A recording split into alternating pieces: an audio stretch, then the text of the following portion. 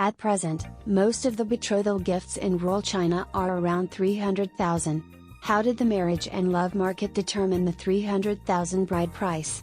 Because of the imbalance in the sex ratio between men and women in rural areas, the new balance achieved after the founding of the People's Republic of China was completely broken, so that the bride price soared.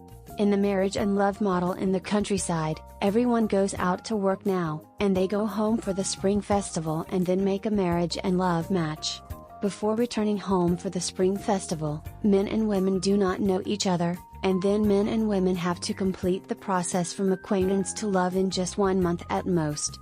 During the Spring Festival, the marriage must be decided, so that after the Spring Festival, men and women can go out to work together, and they will be a family in the future. But it's different in the city. There are basically no women in the city who dare to ask for hundreds of thousands of gifts. Is that the low requirements of urban women? Of course not. The overall quality of urban women is far better than that of rural women. The bride price situation in cities is more complicated.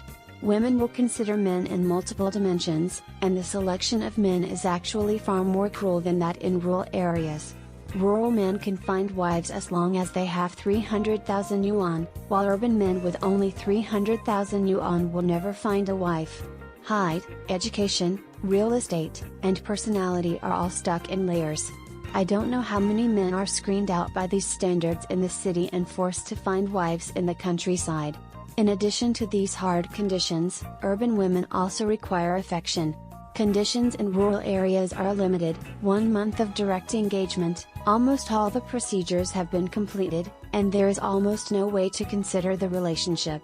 All relationships are slowly cultivated after marriage, so they can only accept money.